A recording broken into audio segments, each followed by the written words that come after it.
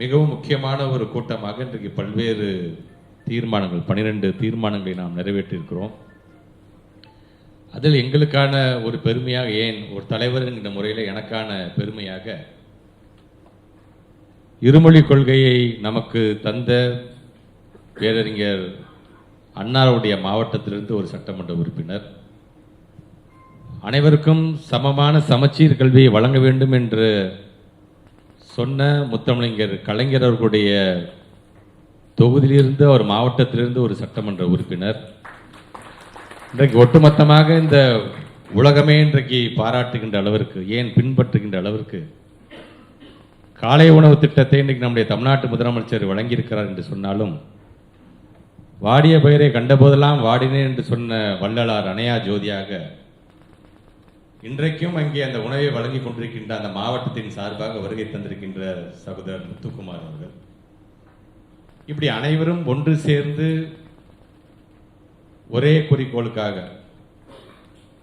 சமுதாயம் என்பது வளர வேண்டும், நல்ல விதத்தில் வளர வேண்டும். ஆக அதற்கு முக்கிய காரணமாக இருக்கின்ற துறை பள்ளி கல்வித்துறை.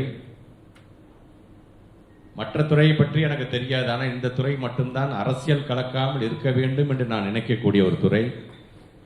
அதனால்தான் இன்றைக்கு ஏறத்தாழ இந்த 4 வருட காலத்தில் நம்முடைய மாண்பு தமிழ்நாட்டு முதலமைச்சர் 67 வகையான திட்டங்களை தீட்டியிருக்கிறார் என்று சொல்லும் பொழுது, அதெல்லாம் வெற்றிகரமான திட்டங்களாக இன்றைக்கு செயல்படுவதற்கு காரணமாக இருப்பவர்கள் உயர் அதிகாரிகளோ, அமைச்சர் பெருமக்களோ, அல்லது தலைவர்களோ, துணைத் தலைவர்களோ நாங்கள் மட்டுமல்ல. களத்தில் நின்று இதையெல்லாம் பார்த்து கொண்டிருக்கின்ற எதிரி அமர்ந்திருக்கிற நீங்கள் ஒவ்வொருவரும் தான் என்கின்ற அந்த விதத்தில் தான் உங்கள் அனைவரையும் சந்திக்கின்ற இந்த ஒரு ஏற்பாடு இன்றைக்கு செய்யப்பட்டிருக்கின்றது. 12 விதமான தீர்மானங்கள் என்று வரும்பொழுது, நாங்கள் உங்களை கொண்டாடுகிறோம், நீங்கள் எங்களை கொண்டாடுகின்ற அளவிற்கான தீர்மானங்கள். இருவரும் சேர்ந்து பெற்றோர்களையும் ஆசிரியர்களையும் கொண்டாடுகின்றதற்கு அதற்கான நன்றி தெரிவிக்கின்ற ஒரு தீர்மானம். ஒட்டுமொத்தமாக இந்தியாவே உற்று நோக்குகின்ற, ஏன் வெளிநாடுகளிலிருந்து கிட்டத்தட்ட 6 நாடுகளிலிருந்து கலந்து கொண்ட பெருந்திரளி என்று சொல்லக்கூடிய நம்முடைய ஸ்கவுட்ஸ் அண்ட் கைட்ஸோடைய அந்த ஜாம்புரி, அது ஒரு மிகப்பெரிய ஒரு நிகழ்வை நடத்தி அதற்கு நன்றி தெரிவிக்கின்ற ஒரு தீர்மானம். இப்படி ஒவ்வொரு தீர்மானம் வரும் பொழுது, இங்கே நம்முடைய காஞ்சி சட்டமன்ற உறுப்பினர்கள் சொன்னது போல, நம்முடைய உரிமை பிரச்சனை சார்ந்த ஒரு தீர்மானங்கள், உயிர் பிரச்சனையாக இருக்கின்ற மொழி சார்ந்து இருக்கின்ற தீர்மானங்கள், அதை ஒரு அரணாக இருந்து எப்படி நம்மளை காக்குகிறார் என்ற விதத்தில் நம்முடைய மாண்பு தமிழ்நாட்டு முதலமைச்சருக்கு நன்றி தெரிவிக்கின்ற தீர்மானங்கள் என்று பல்வேறு தீர்மானங்கள் இன்றைக்கு வாசிக்கப்பட்டு உங்களுடைய கரவொலியோடு இன்றைக்கு அது நிறைவேற்றிருக்கப்பட்டிருக்குது என்று சொல்லும் பொழுது, இன்றைக்கு ஒரு வரலாற்று சிறப்புமிக்க ஒரு நாளாக, ஏன் சட்டமன்றமே அனைவரும் சேர்ந்து தமிழ்நாட்டு முதலமைச்சருக்கு நன்றி தெரிவிக்கின்ற விதத்தில் ஒரு மிகப்பெரிய வரலாற்று சிறப்புமிக்க ஒரு நாளாக, இந்த நாளில் நாமெல்லாம் கலந்திருக்கிறோம் என்று சொல்லும்போது நம்முடைய வாழ்விலும் அது மறக்க முடியாத ஒரு நாளாக அது கண்டிப்பாக அது அமைந்திருக்கின்றது. அது என்ன ஒரு நாள் என்று சொன்னால், இன்றைக்கு வந்த ஒரு முக்கியமான ஒரு தீர்ப்பு. அந்த தீர்ப்பு என்பது ஏதோ ஒரு தனிப்பட்ட இயக்கத்திற்காக, ஒரு கட்சிக்காக கிடைத்த தீர்ப்பு அல்ல. இது ஒரு இனத்திற்கான தீர்ப்பாக அந்த தீர்ப்பை இன்னைக்கு நாம் பெற்றிருக்கிறோம் என்று சொல்லும் பொழுது எங்களுக்கான பெருமை. உழுபவனுக்கே நிலம் சொந்தம் என்று உரிமை குரலோடு தன்னுடைய சட்டமன்ற உறுப்பினர் பொறுப்பை ஆரம்பித்தவர் முத்தமிழர் கலைஞர் அவர்கள். இன்றைக்கு ஒட்டுமொத்தமாக, ஏன் இந்தியாவிற்கே ஆளுநர்களுக்கு அதிகாரம் இல்லை, ஆளுபவர்களுக்கே அதிகாரம் என்கின்ற அந்த உரிமையை பெற்று தந்த தீர்ப்பாக இன்றைக்கு அந்த தீர்ப்பு அமைந்திருக்குது என்று சொல்லும் பொழுது, இந்த தீர்ப்பினால் நமக்கு என்ன பயன், இந்த தீர்ப்பினால் பள்ளி கல்வித்துறைக்கு என்ன பயன் என்றெல்லாம் நினைக்கும் பொழுது கொஞ்சம் சிந்திச்சு பாருங்க. இன்றைக்கு நாம போட்டிருக்க இந்த பாதை, அன்னைக்கு அனைத்து முதலமைச்சர்களும் கொடியேற்றுகின்ற அந்த உரிமையை பெற்று தந்தது முத்தமிழர் கலைஞர் என்பதை ஒட்டுமொத்த இந்தியாவே சொல்லும். அதே போன்று அனைத்து மாநிலத்தை சார்ந்திருக்கின்ற முதலமைச்சர்களுக்கும் அவர்களுக்கான உரிமையை பெற்று தந்தவர் முத்துவேல் கருணாநிதி ஸ்டாலின் என்று வரலாறு சொல்லும். இது போன்ற காலகட்டத்தில் இது போன்ற தீர்ப்புகளை நீட் ஆஃப் த அவர் என்று சொல்லுவோம் தெரியுமா, தேவையான நேரத்தில் தேவையான தீர்ப்பாக இது வந்திருக்கின்றது. அப்படி இந்த தீர்ப்பின் மூலமாக நமக்கான உரிமைகள் எங்கள் பிள்ளைங்களுக்கு எங்களுக்கு என்ன பாடம் சொல்லி தரும் என்பது எங்களுக்கு தெரியும் என்று சொல்லுகின்ற உரிமையை உரையாற்றியாமல் இருக்கின்ற சட்டமன்ற உறுப்பினர் நான் பூண்டி கலைவாணன் அவர்கள் சொன்னது போல நாங்கள் எந்த மனிதர்களுக்கோ எந்த மொழிகளுக்கோ நாங்கள் எதிர்வானவர்கள் அல்ல. முதல்ல எல்லாரும் புரிந்து கொள்ள வேண்டும். எங்கே திணிப்பு என்று வருகிறதோ அப்பொழுது முதல் ஆளாக குரல் கொடுப்பவர்கள் யார் என்று சொன்னால் அது தமிழினத்தை சார்ந்திருக்கின்ற நாம் தான். அதனால்தான் இன்றைக்கு ஒட்டுமொத்தமாக இந்தியா முழுவதும் இன்றைக்கு ஒவ்வொருவரும் அவருடைய மாநிலம் சார்ந்த அந்த உரிமைகளை இன்றைக்கு பேச தொடங்கி இருக்கிறார்கள் என்று சொன்னார்கள்.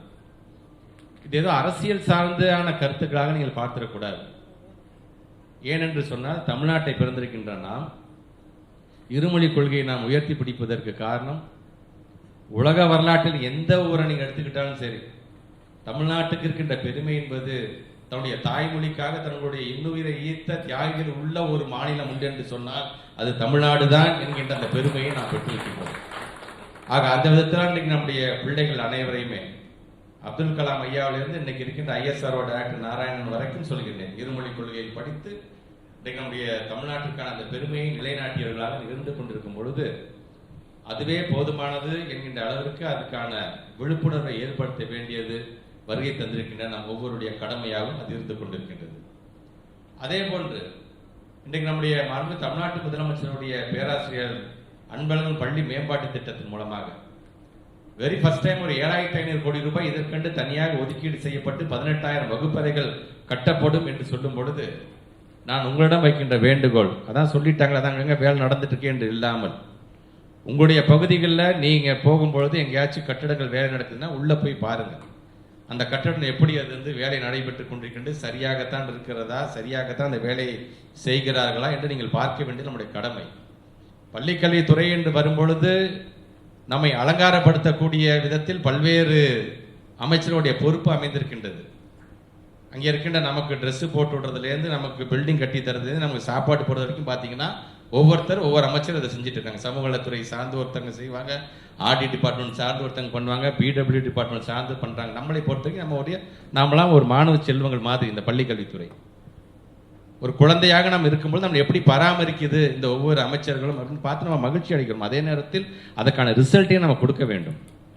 ஆக நம்மை பொறுத்த வரைக்கும் வருகை தந்திருக்கின்ற உறுப்பினர்களாக இருக்கின்ற நீங்கள் உங்கள் பகுதியில் வேலை இருந்துச்சா தயவுசெய்து போய் பாருங்கள். நீங்கள் பார்க்காம இருக்க வேணாம், அதான் நடந்துருச்சே இன்னைக்கு, ஆமாம் எங்கள் மாவட்டத்தில் இன்னைக்கு இத்தனை வகுப்பறை கட்டி கொடுத்துருங்க நன்றி என்று சொல்வதை காட்டிலும் முறையாக அந்த வேலை நடைபெறுகிறதா, சரியாக வேலை நடைபெறுதா கொஞ்சம் போய் பாருங்கள். நீங்கள் உங்களுக்கு ஏதாச்சும் ஒரு சந்தேகம் இருக்குது, சார் சரியாக பூசு மாதிரி தெரியல, எனக்கு இது சரியாக பில்டிங் கட்டுற மாதிரி க்யூரிங் டைமே ரொம்ப கம்மியாக இருக்குது, உங்களுக்கு ஏதாச்சும் கருத்து இருந்துச்சுன்னா உடனடியாக எங்களுடைய கவனத்திற்கு நம்முடைய துணைத் தலைவர் இருக்கிறார் முத்துக்குமார் கவனத்துக்கு நீங்கள் கொண்டு வந்துட்டீங்க அப்படின்னா அது சார்ந்து உடனே எங்களுக்கு கேள்வி கேட்க முடியும். நான் கட்டக்கூடிய பில்டிங் தரமான பில்டிங்காக இருக்க வேண்டும். நமக்கான பெருமை இருந்து பெருந்தலைவர் காமராஜர் காலத்தில் கட்டினதுக்கு பிறகு அதிகப்படியான வகுப்பறைகள் கட்டுறது எது என்று சொன்னால் திராவிட மாடல் அரசை நடத்தி கொண்டிருக்கிற மாண்பு தமிழ்நாட்டு முதலமைச்சருடைய காலத்தில் தான். அதனால தான் இன்றைக்கும் ஏறத்தாழ 46,767 கோடி ரூபாய் இன்னைக்கு ஒதுக்கீடு செய்திருக்கார் என்று சொல்லும் பொழுது ஒன்று மட்டும் நல்லா புரிஞ்சுக்கோங்க.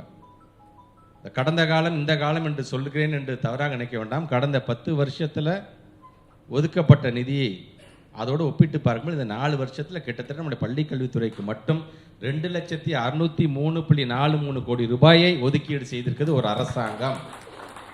ஒட்டுமொத்தமாக 1.25 கோடி பிள்ளைங்க நம்ம ஊரில் படிக்கிறாங்க என்று சொன்னால் அதில் 70 லட்சத்துக்கும் மேற்பட்டிருக்கின்ற அரசு பள்ளி, அரசு உதவிப்படுகின்ற பள்ளியை சார்ந்திருக்கின்ற பிள்ளைகள் படிக்கிறார்கள் என்று சொன்னால் அதற்காக ஒதுக்கப்பட்டிருக்கிற நிதி என்பது ஏறத்தாழ 46,767.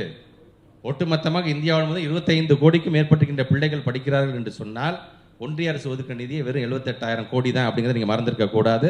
தமிழ்நாட்டு முதலமைச்சர் எந்த அளவுக்கு அது கவனம் செலுத்துகிறார் என்பதற்காக இந்த ஒப்பீட்டை நான் சொல்கின்றேன். ஆக நம்மை பொறுத்த வரைக்கும் நீங்கள் வந்தோம், ஒரு பொதுக்குள்ள கலந்துக்கிட்டோம், 12 தீர்மானத்தை கரோலின் மூலம் நிறைவேற்றினோம், அடுத்த வேலையை நம்ம பார்ப்போம், திருப்பி பொதுக்குழுக்கு அவங்க எப்போ கூப்பிட்றாங்களோ அப்போ வரலாம் என்று இல்லாமல் அடுத்த முறையெல்லாம் நீங்கள் வரும்பொழுது நான் இதெல்லாம் நான் கண்காணிச்சிருக்கேன், இனி இது மாதிரி இந்த பகுதியில் எந்த வேலை நடந்தால் அதுக்கு நாங்கள் தான் பொறுப்பு. நாங்கள் ஒரு மாவட்டத்துக்கு 4 பேர் 5 பேர் கொடுத்துருக்கோம், நாங்கள் 5 பேர் நாங்கள் போய் பார்க்குறோம். நாங்கள் எங்களுக்குள்ளே நாங்கள் பேசிக்கிட்டு இல்லை இது சரியாக இருக்கின்றது, சரியாக இல்லை, இந்த திட்டம் சிறப்பாக பேசப்படுகிறது, இந்த திட்டத்தை இன்னும் கொஞ்சம் இப்படி மாற்றி பண்ணால் இன்னும் நல்லா இருக்கும், எங்கள் மாவட்டத்துக்கு இப்படி பண்ணால் தான் அது வந்து உகந்ததாக இருக்கும் என்று சொன்னால் தயவுசெய்து சொல்லுங்கள். இதை நீங்கள் சொல்லி நாங்கள் கேட்கணுமா அப்படிலாம் கிடையாது. இது நாம் அனைவரும் ஒன்று சேர்ந்து உட்கார்ந்து பேசி முடிவெடுக்க வேண்டியது என்று சொன்னால் நமக்கு மேலே இருக்கின்ற அந்த பிள்ளைகளை உயர்ந்த இடத்திற்கு கொண்டு போக வேண்டும் என்கின்ற ஒரு ஆசையின் காரணமாகத்தான்.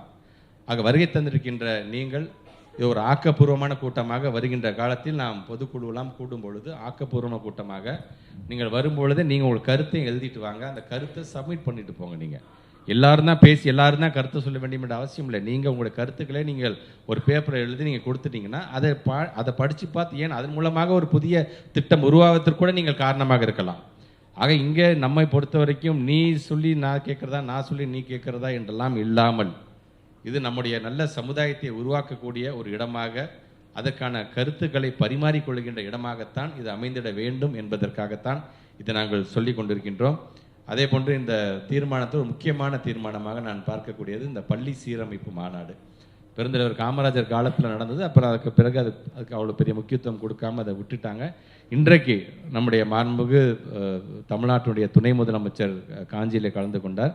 நம்முடைய மாண்புமிகு தமிழ்நாட்டுடைய முதலமைச்சர் அவர்களே விருதாச்சலம் மாநாட்டில், ஏன்னா அதுக்கான அந்த அரேஞ்ச்மெண்ட்ஸ் அதுக்கான கூட்டம்லாம் பார்க்கும்பொழுது ஏறத்தாழ ஒரு 1.25 லட்சத்திற்கும் மேற்பட்டிருக்கின்ற பெற்றோர்களும் ஆசிரியர்களும் வந்தார்கள் சொல்லும் பொழுது இதற்கான ஏற்பாடை பார்க்கும்பொழுது முதலமைச்சருடைய அலுவலகத்திலே வந்து அதுக்கான முன்கூட்டி அந்த ஏற்பாடை எங்களோட சேர்ந்து பார்க்கும்போது சொன்னாங்க, முதலமைச்சர் கலந்துக்கிட்ட இந்த 4 வருஷத்தில் இதுதாங்க பெரிய மாநாடு என்று சொல்லுகின்ற அளவிற்கான ஒரு பெருமையை நாம் பெற்றிருக்கின்றோம். ஆக எல்லோரும் ஒரு எதிர்பார்ப்போட ஏன் வந்தார்கள் என்று சொன்னால் ஏதோ அந்த கூட்டத்தை நிரப்பி அப்படியே பெருமை பேசிக்கிறதுக்காக அல்ல, அனைவரும் வந்திருக்காரு சொன்னால் மாண்புமிகு தமிழ்நாட்டு முதலமைச்சர் உரையின் மூலமாக நம்முடைய பிள்ளைங்கள் மீதும் இந்த சமுதாயத்தின் மீதும் எப்படி அவர் அக்கறை கொண்டு இருக்கிறார் என்பதை தெரிந்து கொள்ள வேண்டும் என்பதற்காக கூட்டப்பட்ட கூட்டம். அதனால்தான் தமிழ்நாடு முதலமைச்சர் சொன்னார், உங்களுடைய கொள்கையெல்லாம் ஏற்றுக்கொண்டால் தான் இந்த 2152 கோடி ரூபாய் நீங்கள் தருவேன் என்று சொன்னால், அதுக்கு ஒத்துக்கிட்டு நாங்கள் கையெழுத்து போட்டோம் என்று சொன்னால், ஒட்டுமொத்தமாக என்னுடைய தமிழ் சமுதாயத்தை 2000 ஆண்டுகளுக்கு பின்னோக்கி இழுத்து கொண்டு செல்கின்ற பாவத்திற்கு நான் ஆளாவேன். நீங்கள் 10,000 கோடி கொடுத்தாலும் எங்களுக்கு அந்த பணம் தேவையில்லை, கொள்கையை விற்று எங்களுக்கு அந்த நிதியை பெற வேண்டிய அவசியம் இல்லை என்று அன்றைக்கு உரையாற்றினார். ஆக இன்றைக்கு இந்த 2152 கோடி ரூபாயை இன்றைக்கு ஒரு மாநில அரசே அதை ஏற்றுக்கொள்ளுது என்று சொன்னால் பெருமைதான். தமிழ்நாட்டு முதலமைச்சர் நடவடிக்கை பெருமைதான், எல்லாரும் கைத்தட்டுறோம், பெருமையோடு பேசுகிறோம். ஆனால் இழப்பு என்பது இழப்பு தான் ஒரு மாநில அரசுக்கு. 2152 கோடி சாதாரண பணம் இல்லை, அனைத்துமே நம்மளுடைய பணம் தான். நம்முடைய பணத்தை நம்ம அவங்க வழங்க வேண்டும், அதுக்கு நான் அவங்களுடைய உரிமை, நம்மளுடைய உரிமை, அது அவங்களுடைய கடமை. ஆனால் அதை செய்யாமல் அவங்க இன்னைக்கு தராமல் கூட. ஆனால் பெருந்தன்மையோடு தமிழ்நாட்டுடைய முதலமைச்சர் அந்த 2152 கோடியை நீங்கள் ஒத்துக்கிட்டார், நாங்கள் பார்த்துக்கிறோம் விடுங்க அப்படின்னு சொல்லிக்கிறார் என்று சொன்னால், இது தனிப்பட்ட முறையில் இருக்கிற இந்த 152 176 பேருக்கான பணம் கிடையாது. 43 லட்சம் பிள்ளைகளுடைய எதிர்காலம் அடங்கி இருக்கின்றது. அதை சார்ந்து இருக்கின்ற ஏற்றாலும் 32,000க்கும் மேற்பட்டிருக்கின்ற ஆசிரியர்கள் அல்லாத பணியாளர்கள் என்று அவருடைய சம்பளமும் அதை சேர்ந்து அடங்கியிருக்குது. எல்லாம் எத்தனை பேரோட வாழ்வாதாரம் அதில் அடங்கியிருக்குன்னு பாருங்க. நீங்கள் ஜஸ்ட் லைக் தட் அவங்க சொல்கிறாங்க, நீங்கள் அதை கையெழுத்து போடுங்க, 1/2 மணி நேரத்தில் உங்கள் பணத்தை ரிலீஸ் பண்ணுறேன்னு சொன்னால் அது எப்படிப்பட்ட ஒரு விஷயமாக இருக்குது என்பதற்காக இதை நான் சொல்கிறேன். கிட்டத்தட்ட நமக்கு கேரளாவுக்கு வெஸ்ட் பெங்காலுக்கு அந்த பணத்தை முழுமையாக நிறுத்தியிருக்கலாம். நான் ஒன்றே ஒன்று தான் கேட்க, இவ்வளோ பேர் வந்திருக்கீங்க, நீங்கள் உங்கள்கிட்ட ஒன்றே ஒன்று தான் கேட்குறேன். SSA சமகிர சிக்ஷா அபியான் என்று சொல்லுகிறார்கள். இதில் கிட்டத்தட்ட பார்த்தீங்கன்னா 20 வகையான குறிக்கோள்களை வைக்கிறாங்க. 20 வகையான விதத்தில் ஒரு நாடு ஒரு மாநிலம் எப்படி முன்னேறி இருக்கிறது என்று பார்க்கும் பொழுது 20க்கு 20 டாப்ல இருக்குது யாருன்னு பார்த்தீங்கன்னா கேரளா, 20க்கு 19 டாப்ல இருக்குது யாருன்னு பார்த்தீங்கன்னா நம்முடைய தமிழ்நாடு தான். ஆக நம்ம டாப்ல இருக்கிற நமக்கு இந்த பணத்தை கொடுக்கறதுக்கு அவங்க மறுக்கிறார்கள். ஆனால் குஜராத்தை பொறுத்த வரைக்கும் அந்த 20ல் 8ல் தான் டாப்ல இருக்கிறாங்க. உத்தரப்பிரதேஷாக இருந்தாலும் சரி, மத்திய பிரதேஷாக இருந்தாலும் சரி, அந்த 20ல் 3ல் தான் டாப்ல இருக்கிறாங்க. அதே போன்று பீகார்னு எடுத்துக்கிட்டோம் வெறும் 2 தான் டாப்ல இருக்கிறாங்க. ஆனால் அவங்க எல்லாத்துக்கும் பணம் போயிடுச்சு. அப்போ நம்மை பொறுத்த வரைக்கும் மறுசீரமைப்பு, தொகுதி மறுசீரமைப்புலேருந்தே சொல்கிறேன், எது சொன்னாலும் நல்ல பிள்ளை மாதிரி நம்ம அதை அப்படியே கடைப்பிடிக்கிறோம். பார்த்தீங்கன்னா நம்மளுடைய தமிழ்நாடு அப்படி கடைப்பிடிக்க நம்மளுக்கு பனிஷ்மெண்ட் கொடுக்குற மாதிரி, தண்டனை கொடுக்குற மாதிரி. அப்பா இவ்வளோ வளர்ந்துருக்கீங்களேப்பா, எத்தனை இதில் நீங்கள் டாப்பில் இருக்கீங்களேப்பா, அப்போ உங்களையும் பார்த்து கேரளாவையும் பார்த்து ஒட்டுமொத்த இந்தியாவில் இருக்கின்ற மற்ற மாநிலங்களை பின்பற்றினால் நன்றாக இருக்குமே என்று நினைக்கக்கூடிய இடத்தில் நமக்கான நிதியை அவங்க தர மறுக்கிறார். ஏன் வெறும் தமிழ்நாடு சார்ந்த பிள்ளைங்க, கேரளா சார்ந்த பிள்ளைங்களுக்காக மட்டும் நான் பேசலை. பீகாரில் பள்ளிக்கூடத்தில் போகின்ற பிள்ளைங்களும் நம்ம பிள்ளைங்க தான். இந்தியாவில் பள்ளிக்கூடத்துக்கு என்று செல்கின்ற அனைத்து பிள்ளைகளும் நம்முடைய பிள்ளைகள் தான் என்கின்ற அந்த அக்கறையின் அடிப்படையில் தான் பேசுகிறேன் நான். இருமொழி கொள்கை, உன்னோட தாய்மொழியை சிந்திக்க கற்றுக்க, உலக மொழியாக இருக்கின்ற ஆங்கிலத்தில் நீ கம்யூனிகேட் பண்ண கற்றுக்க. இது எங்களுக்காக மட்டும் சொல்லவில்லை, பீகாரை சார்ந்திருக்கின்றவங்க சொல்கிறேன், ராஜஸ்தானை சார்ந்திருக்கேன்னு சொல்கிறேன். உங்களோட தாய்மொழியில் படிங்க, சிந்திங்க, வீட்டில் பேசுங்க, ஆங்கிலத்தை கற்றுக்க. போதும், இது 2 போதுமானதாக இருக்குது. நீங்கள் இதை கற்றுக்கிட்டிங்கன்னா எங்களோட தமிழ்நாட்டு பிள்ளைங்கள, பீகார் பிள்ளைங்கள, ராஜஸ்தான் பிள்ளைங்க கையை பிடிச்சி கூட்டிகிட்டு வெளிநாட்டுக்கும் மற்ற மாநிலத்துக்கும் கூட்டிகிட்டு போய் உனக்கு நல்ல வாழ்க்கையை ஒன்று வந்து செட்டில் பண்ணி கொடுப்பான் எங்களுடைய தமிழ்நாட்டு பிள்ளைகள் என்கின்ற அக்கறையை தான் நான் சொல்கிறேன். நான் அது ஆக இப்படிப்பட்ட ஒரு துறையில் இன்றைக்கு இத்தனை பேர் பொதுக்குழு உறுப்பினர்களாக நம்ம கலந்து கொண்டு நாம் பேசுகிறோம், விவாதிக்கின்றோம், இது சார்ந்த தீர்மானங்கள் நாம் தீட்டுகிறோம் என்று சொல்லும் பொழுது ஒட்டுமொத்தமாக இன்னைக்கு எல்லாரும் சொன்ன மாதிரி தான் இந்தியாவில் எல்லாத்துலேயும் ஒரு கல்வித்துறைகள் இருந்து கொண்டு தான் இருக்கின்ற, எல்லா ஊர்லேயும் பேரண்ட் அசோசியேஷன் இப்படி செயல்படுகிறதா என்று தெரில. ஆனால் இங்கே வருகை தந்திருக்கின்ற உங்களுடைய கான்ட்ரிபியூஷன் மூலமாக நம்முடைய தமிழ்நாட்டிற்கான ஒரு பெருமையாக இருக்கக்கூடியது நம்மளுடைய பெற்றோர் ஆசிரியர் கழகம் என்று அந்த பெருமை நமக்கு உண்டு. ஆக வருகை தந்திருக்கிற நீங்கள் உங்கள் ஊருக்கு போகும்பொழுது பத்திரமாக நீங்கள் திரும்ப வேண்டும். ஊருக்கு போனதுக்கு பிறகு இன்னைக்கு என்னெல்லாம் நம்ம பேசியிருக்கிறோம், மொழி சார்ந்து, உரிமை சார்ந்து, இனி வருங்காலத்தில் நம்ம என்னென்ன செய்ய வேண்டும், நம்முடைய கான்ட்ரிபியூஷன் எப்படி இருக்குன்றது வெறும்னா பொதுக்குழு உறுப்பினர்ங்கிற பேர் அந்தஸ்தோடு நம்ம நிற்க போகிறோமா, இல்லை ஃபீல்டில் இறங்கி நம்ம வேலை பார்க்கணும். 234 தொகுதியில் அன்பில் மகேஷ் மட்டும் போய் வேலை பார்த்தா பத்தாது. அன்பில் மகேஷ் போகலாம், கள நிலவரத்தை நான் தெரிந்து கொள்ளலாம், அது சார்ந்து என்னுடைய அதிகாரம் உட்காந்து பேசலாம், அது சார்ந்து முதலமைச்சர் எடுத்து சொல்லி திட்டத்தை உருவாக்கலாம். அது மட்டுமே போதாது. ஒரு அன்பில் மகேஷ் போய் சுற்றினா போதாது. வருகை தந்திருக்க நீங்கள் அந்தந்த மாவட்டம் சார்ந்து ஓனர்ஷிப்பை முதல்ல எடுங்க. இன்னைக்கு பாருங்க, பள்ளி கல்வித்துறை சார்ந்து எது வந்தாலும் சரி அன்பில் மகேஷ் பையன் என்னப்பா பண்றதா நம்மளை கேட்பாங்க. ஆனால் அது சார்ந்து ஒவ்வொன்றுக்கும் ஒவ்வொரு அமைச்சர்கள் இருப்பார்கள்னா அவங்களுக்கு தெரியாது. பள்ளிக்கூடம் என்று வந்தாலே அது சமூக நலத்துறை அமைச்சர் சார்ந்திருக்கிறாங்களா, பேக்வேர்டு கிளாஸ் சார்ந்திருக்கின்ற அமைச்சர் சார்ந்திருக்கிறார்கள், அதெல்லாம் யாருக்கும் தெரியாது. ஆனால் பள்ளிக்கல்வித்துறை அமைச்சர் என்ன பண்றாரு, பள்ளிக்கல்வி அமைச்சர் என்ன பண்றாரு என்று தான் கேட்பார்கள். அது நமக்கு பெருமை தான். பரவாயில்ல, ஏதோ ஒரு பிரச்சனைனா அன்பில் மகேஷன் ஒருத்தன் இருக்கான்னாச்சு அட்லீஸ்ட் எல்லா மக்களுக்கும் தெரியுது, அது வரைக்கும் சந்தோஷம்தான்.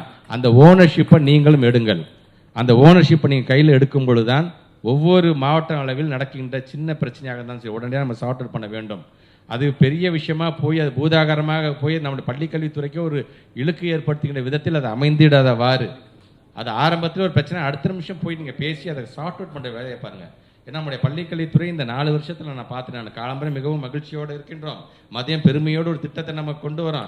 ஈவினிங் பார்த்தீங்கன்னா ஏதாச்சும் ஒரு விதத்தில் இங்கே இப்படி ஒன்று நடந்துருச்சு, இன்சிடென்ட் அப்படி ஒன்று நடந்துச்சுன்னு சோகமாக உட்காந்துருக்குறோம். இப்படி ஒரே நாளில் பார்த்தீங்கன்னா பல்வேறு விதமான பரிமாணங்களோடு இருக்கக்கூடிய ஒரு பள்ளிக்கல்வித்துறை ரொம்ப சென்சிட்டிவான துறை இந்த துறை. அதனால தான் இன்றைக்கு தமிழ்நாட்டு முதலமைச்சர் அதிகப்படியான கவனத்தை இன்னைக்கு இந்த துறையின் மீது செலுத்துகிறார் என்று சொல்லும் பொழுது, இப்படிப்பட்ட ஒரு முதலமைச்சரை நாம் பெற்றிருக்கிறோம் என்று சொல்லும்போது இன்னும் அதிகப்படியாக நாம் மேம்படுத்துவதற்கான திட்டத்தை நாம் கொண்டு வர வேண்டும் என்று சொன்னால் களத்தில் இருக்கின்ற நீங்களும் உங்களுடைய இன்புட்ஸை நீங்கள் தொடர்ந்து நீங்கள் வழங்கிட வேண்டும் என்று சொல்லி வருகை தந்திருக்கின்ற உங்கள் அனைவருக்கும் இந்த பொதுக்குழுவை மிக சிறப்பான முறையில் ஏற்பாடு செய்திருக்கின்ற அனைத்து நிர்வாகிகளுக்கும் என்னுடைய நன்றிகள், வாழ்த்துக்கள். ஊருக்கு போகும்போது ஒவ்வொருவரும் பத்திரமாக ஊர் திரும்பி செல்லுங்கள். ஏன்னா நீங்கள் ஒவ்வொருவரும் எங்களுடைய சொத்து என்று சொல்லி நிறைவு செய்கிறேன். நன்றி, வணக்கம்.